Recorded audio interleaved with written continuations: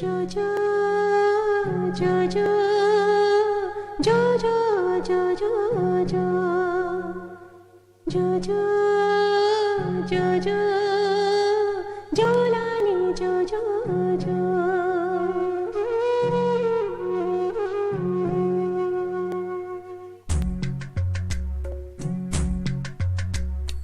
ನಮದೊಂದು ಸುಂದರ ಊರು ಪ್ರೀತಿನೇ ನಮಗೆಲ್ಲಿ ಸುರು ಬೆಳದಿಂಗಲೆ ಜೋಲಿ ತಂಗಾಳಿ ಲಾಲಿ ಮಲಗೆ ಕಂದಮ್ಮ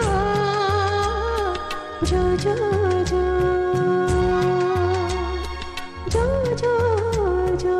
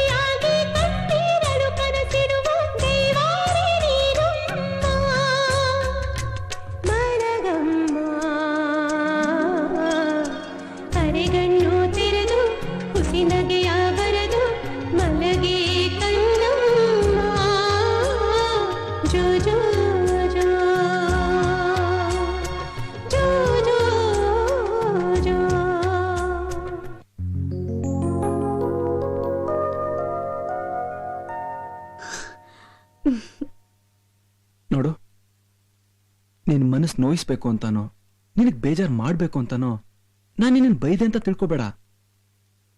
ನನಗೇನೋ ಅದ್ರಲ್ಲಿ ನಂದು ತಪ್ಪಿದೆ. ಇಲ್ಲ, ನಾನ್ ಬರೀ ನನ್ ಬಗ್ಗೆ ಮಾತ್ರ ಯೋಚನೆ ಮಾಡ್ತಾ ಇದ್ಬಿಟ್ಟೆ. ಹೊರಗಡೆ ನನಗೋಸ್ಕರ ನೀವೆಲ್ಲ ಎಷ್ಟು ನೋವು ತಿಂತಾ ಇದ್ದೀರಾ ಅಂತ ನೀನ್ ಅಮ್ಮನ ಹತ್ರ ಮಾತಾಡ್ತಿದ್ದನ್ನ ಕೇಳ್ದಾಗ್ಲೇ ನನಗ್ ಗೊತ್ತಾಗಿದ್ದು. ನೋಡು, ಇಂಥ ಪರಿಸ್ಥಿತಿಲೂ ನೀನ್ ಬಂದು ಮನೆ ಕೆಲಸ ಮಾಡ್ತಿದ್ಯಾ ಅಂತ ಗೊತ್ತಾದ್ಮೇಲೆ ನಾನ್ ಮಾಡಿದ ತಪ್ಪು ಅಂತ ನಂಗೆ ಅನ್ನಿಸ್ತಾ ಇದೆ. ಇನ್ ಮುಂದೆ ನಿನ್ನ ಯಾವ ವಿಷಯಕ್ಕೂ ಬೈಯೋದಿಲ್ಲ. ಇದು ಮಾಡಬಾರ್ದು ಅದು ಮಾಡಬಾರ್ದು ಅಂತ ಹೇಳೋದೂ ಇಲ್ಲ. ನಿನ್ಗಿಷ್ಟ ಬಂದಾಗೆ ಈ ಮನೇಲಿ ಅವನಿಗೆ ಸಹಾಯ ಮಾಡ್ಕೊಂಡಿರ್ಬೋದು, ಸರಿನಾ?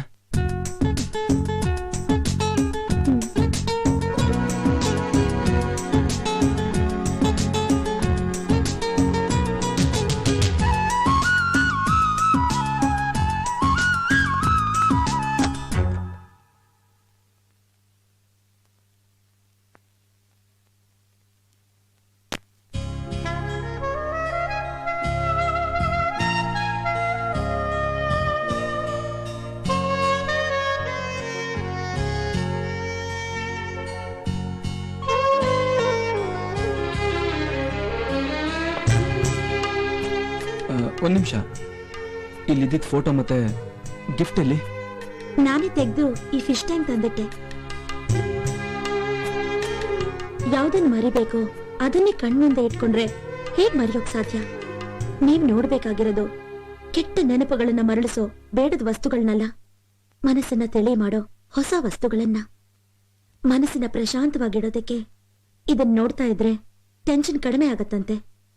ಅದಕ್ಕೆ ನೀವಿದನ್ನ ನೋಡ್ತಾ ಹಳೆ ನೆನಪುಗಳನ್ನ ಮರೆತು ಹೊಸ ಕನಸುಗಳನ್ನ ಕಾಣಬೇಕು ಅಂತ ಇದನ್ ತಂದಿಟ್ಟಿದ್ದೀನಿ. ಹೀಗ್ ಮಾಡಿದ್ರೆ ಸರಿ ಅಂತ ನನಗನ್ನಿಸ್ತು, ಅದಕ್ಕೆ ಹೀಗ್ ಮಾಡಿದೆ.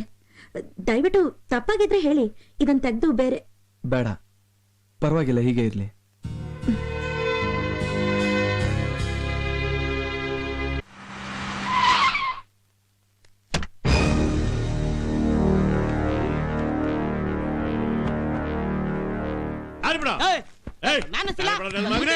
ಏನ್ರಿ ಗುಳಿ ನುಗ್ದಂಗ್ ಬಿತ್ತಾ ಇದ್ದೀರಾ?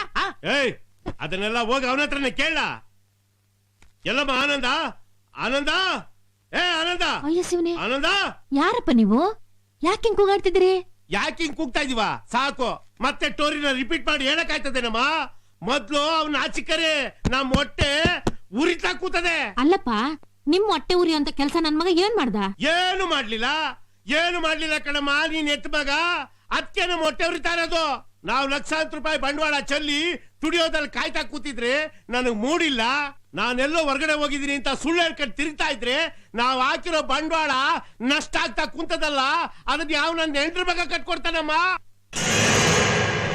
ನಿಮ್ ಕಷ್ಟ ಏನು ಅಂತ ನಂಗೆ ಅರ್ಥ ಆಯ್ತದೆ. ನನ್ ಮಗಿನ ಕಷ್ಟನೂ ಹೊಸಿ ಅರ್ಥ ಮಾಡ್ಕೊಳ್ಳಿ. ಈಗಾಗ್ಲೇ ಅವ್ನ ಮನಸ್ಸಿಗೆ ಸ್ಯಾನ ಘಾಸಿ ಆಗದೆ.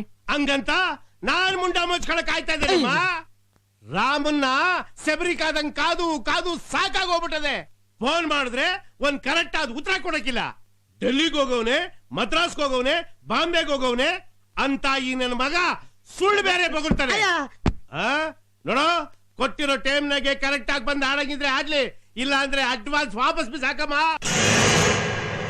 ಅವನ್ಗೆ ಆಡಕ್ ಆಗದೆ ಇದ್ರೆ ನನ್ಗೆ ಆಡಕ್ ಆಗಕ್ಕಿಲ್ಲ, ನನ್ಗೆ ಯೋಗ್ಯತೆ ಇಲ್ಲ ಅಂತ ಅವನೇ ಒಂದ್ ಕಿತ ಬಂದ್ ಹೇಳಕ್ಕೆ ಏನ್ ದೊಡ್ಡ ರೋಗ ಮಾಡ್ಕೊಂಡದ.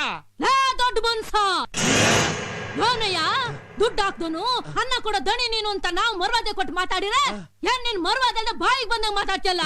ಯಾ, ನೀನ್ ದುಡ್ಡು ಹಾಕಿರೋದು ನನ್ನ ಮಗ ಆಡಕ್ ಮಾತ್ರ ಕಣಯ್ಯ, ಅವನ ನಿನ್ ಗುಲಾಮ ಅಲ್ಲ. ಹಾ ಯೋನಯ್ಯ, ಅವ್ನ್ ಸಂದಕ್ಕಿದ್ದಾಗ ಅವ್ನ್ ಕೈಲಿ ಆಡಾಡಿಸ್ಬಿಟ್ಟು ಬೇಕಾದಂಗ್ ದುಡ್ಡು ಮಾಡ್ಕೊಂಡ್ಬಿಟ್ರಿ. ಇವತ್ತು ಅವ್ನ್ ಕಷ್ಟದಲ್ಲಿರುವಾಗ ಅಯ್ಯೋ ಪಾಪನೇ, ಅವ್ನ್ ಕಷ್ಟದಲ್ಲವನೇ, ಅವನ್ನ ಕರುಣ ಬೇಡವನೇ ನಿಮ್ಗೆ? ಮನ್ಸ್ರನೇ ನೀವು? ಮನ್ಸತ್ತು ಆಯ್ತೇನ್ರೆ ನಿಮ್ಗೆ? ನೋಡ್ತಾ ಇರು, ನನ್ನ ಮಗ ತಿರ್ಗಾ ಆಡ್ತಾನೆ. ಈಗಿರೋ ಹೆಸ್ರನಯ್ಯ ಇದಕ್ಕಿಂತ ಅಪ್ಪನಂಗ್ ಹೆಸರು ಮಾಡ್ತಾನೆ. ಆಗ ನೀನ್ ಈ ಮನೆ ಬಾಗಿಲಿಗೆ ಬಂದು ಅಯ್ಯ ನನ್ಗೊಂದೇ ಒಂದ್ ಆಡಳಪ್ಪ, ನನ್ಗೊಂದೇ ಒಂದ್ ಆಡಳಪ್ಪ ಅಂತ ಭಿಕ್ಷೆ ಬೇಡ್ತೆ ಕಣಯ್ಯ, ಭಿಕ್ಷೆಯ.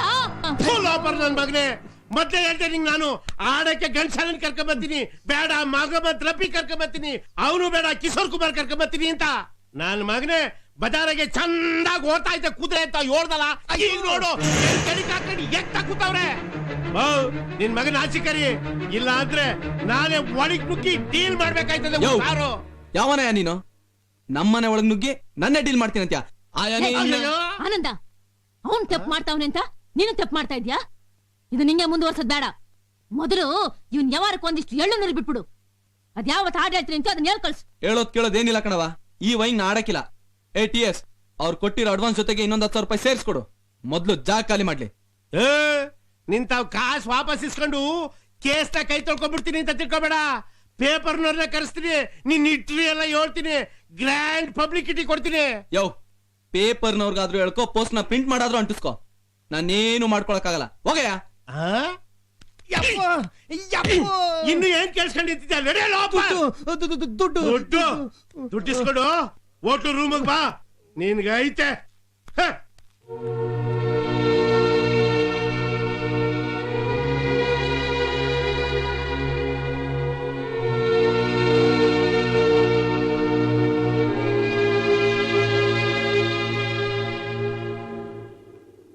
ನಿಮ್ಗೊಂದು ವಿಷಯ ಹೇಳ್ಬೇಕು ಅನ್ನಿಸ್ತಿದೆ. ಹೇಳು. ಈ ರೀತಿ ನೀವು ಹಾಡಲ್ಲ ಅಂತ ಹಣ ವಾಪಸ್ ಕಳಿಸಿದ್ದು ನನ್ಗೇನೋ ಸರಿಯಿಲ್ಲ ಅನ್ನಿಸ್ತು. ಮತ್ತೇನ್ ಮಾಡ್ಬೇಕಾಗಿತ್ತು? ಅವ್ರು ಅಂದಿದ್ದನ್ನೆಲ್ಲ ಕೇಳಿಸ್ಕೊಂಡು ಮತ್ತೆ ಅವ್ರ ಕಾಲಿಗೆ ಬಿದ್ದು ಆಡ್ತೀನಿ ಅಂತ ಕೇಳ್ಕೋಬೇಕಾಗಿತ್ತಾ? Uncultured idiots. ಅವ್ರಿಗೆ ಹಾಡಲ್ಲ ಅಂದಿದ್ದು ತಪ್ಪು ಅಂತ ನಾನು ಹೇಳ್ತಿಲ್ಲ. ನೀವ್ ಬೇರೆ ಯಾರಿಗೂ ಹಾಡಲ್ಲ ಅಂತ ಹೇಳ್ತಿದ್ದೀರಲ್ಲ, ಅದು ತಪ್ಪು. ಇದು ನಿಮ್ ಪರ್ಸನಲ್ ವಿಷಯ ಅಂತ ನನಗ್ ಗೊತ್ತು. ಇದ್ರಲ್ಲಿ ನಾನ್ ತಲೆ ಹಾಕ್ಬಾರ್ದು ಅಂತಾನೂ ನನಗ್ ಗೊತ್ತು. ಆದ್ರೆ ನನಗ್ ಸಹಾಯ ಮಾಡಿದ ಈ ಮನೆಯವರ ಪರಿಸ್ಥಿತಿನ ನನ್ ಕಣ್ಣಾರೆ ನೋಡಿದ್ಮೇಲೂ ನಾನ್ ಸುಮ್ನೆ ಇದ್ರೆ ಅದು ನನ್ನ ಆತ್ಮಕ್ಕೆ ದ್ರೋಹ ಮಾಡ್ಕೊಂಡಾಗತ್ತೆ. ಹೊರಗಡೆ ನಿಮ್ಮನ್ನ ಪ್ರೀತಿಸ್ತಿರೋ ನಿಮ್ ಅಭಿಮಾನಿಗಳು ನಿಮ್ ಹಾಡಿಗೋಸ್ಕರ ಕಾಯ್ತಾ ಇದ್ದಾರೆ. ಅವ್ರ ಅಭಿಮಾನ, ಅವ್ರ ಪ್ರೀತಿಗಾದ್ರೂ ನೀವ್ ಬೆಲೆ ಕೊಡ್ಲೇಬೇಕಲ್ವಾ? ಅಷ್ಟೇ ಅಲ್ಲ, ಎಷ್ಟೋ ಜನ ಪ್ರೊಡ್ಯೂಸರ್ಗಳು ನಿಮ್ಮನ್ನ ಗೌರವಿಸಿ ನಿಮ್ಮ ಭಾವನೆಗಳಿಗೆ ಬೆಲೆ ಕೊಟ್ಟು ನೀವ್ ಮತ್ತೆ ಯಾವಾಗ ಹಾಡ್ತೀರೋ ಅಂತ ತಾಳ್ಮೆಯಿಂದ ಕಾಯ್ತಾ ಇದ್ದಾರೆ. ಅವ್ರ ತಾಳ್ಮೆಗೂ ಒಂದ್ ಮಿತಿ ಇದೆ ಅಂತ ನಿಮ್ಗೆ ಅನ್ನಿಸ್ತಿಲ್ವಾ? ಎಲ್ಲಿ ತನಕ ನೀವ್ ಹಾಡ್ತಿರೋ ಅಲ್ಲಿ ತನಕ ಜನ ಕೇಳ್ತಿರ್ತಾರೆ. ಯಾವಾಗ ನೀವ್ ಹಾಡೋದ್ ನಿಲ್ಲಿಸ್ತಿರೋ ಜನ ನಿಮ್ಮನ್ನ ಮರ್ತು ಬಿಡ್ತಾರೆ. ನೀವ್ ಈ ರೀತಿ ಆಗೋಕೆ ನಾನೇ ಕಾರಣ ಅಂತ ತಿಳ್ಕೊಂಡು ನಿಮ್ ತಾಯಿ ಮನಸ್ಸಿನಲ್ಲಿ ಕೊರಗ್ತಿದ್ದಾರೆ. ನೀವ್ ಮತ್ತೆ ಮೊದಲ್ನಾಗಾಗ್ಬೇಕು, ಹಾಡ್ಬೇಕು ಅಂತ ಬಹಳ ಆಸೆ ಇಟ್ಕೊಂಡಿದ್ದಾರೆ. ಆದ್ರೆ ನಿಮ್ ಈ ಮೌನ ಅವ್ರಿಗೆ ಪ್ರತಿ ಕ್ಷಣ ಹಿಂಸೆ ಕೊಡ್ತಿದೆ. ಯೋಚನೆ ಮಾಡಿ. ಕುವೆಂಪು ಅವ್ರು ಹೇಳ್ದಾಗೆ ನಿಮ್ಮಲ್ಲಿರೋ ಚೇತನನ ನಿಲ್ಲಿಸ್ಬೇಡಿ, ಅದಕ್ಕೊಂದ್ ಮನೆನೂ ಕಟ್ಬೇಡಿ, ಅದ್ರ ಕೊನೆನೂ ಮುಟ್ಟಿಸ್ಬೇಡಿ. ಆ ಚೇತನನ ಅನಂತವಾಗಿರೋ ಹಾಗೆ ಮಾಡಿ.